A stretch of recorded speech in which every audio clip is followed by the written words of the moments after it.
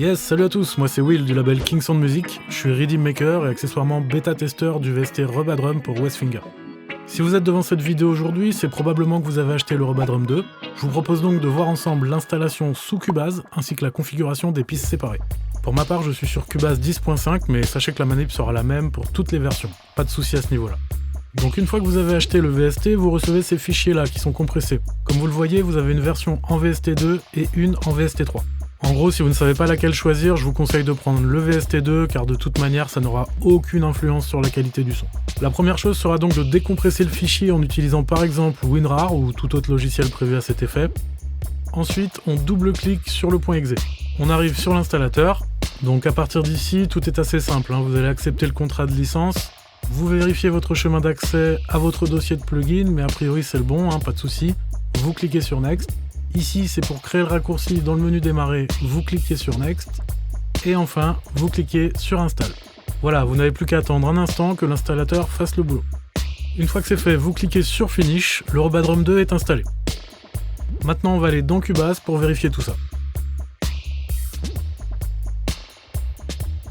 Vous créez un projet ou vous ouvrez un projet déjà existant.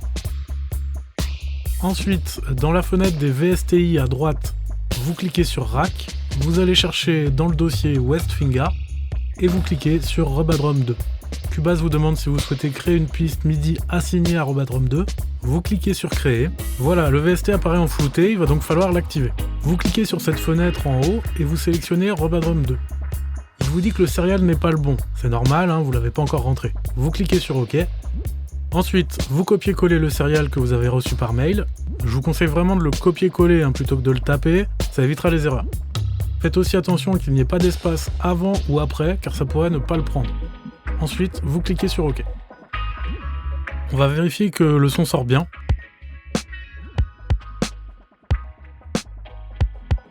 Ok, on est bon. Maintenant, on va s'occuper de configurer les pistes séparées dans la deuxième partie. Donc dans l'intervalle, j'ai créé une partie de batterie afin qu'on ait du son. J'ouvre la mix console avec F3 et là je peux voir que le Rubadrum sort sur une seule piste, ici l'output 1. Donc bien entendu que dans le cadre d'un mix vous aurez besoin des pistes séparées.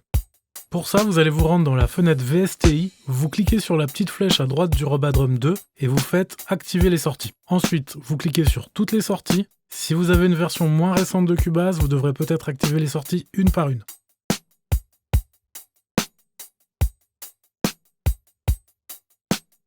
Ensuite, il va falloir assigner chaque piste ou chaque élément de la batterie à une sortie.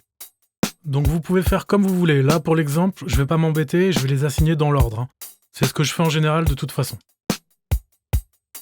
Vous aurez probablement des choix à faire car le nombre de sorties est limité à 16 et Rubadrum en propose plus. Vous pourrez par exemple grouper les tomes, mais ça c'est à vous de voir.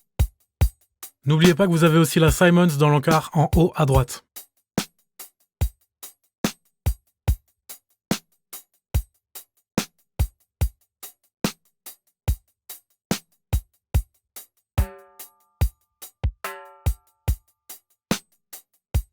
Voilà, maintenant que c'est bon, on va aller vérifier tout ça dans la mix console.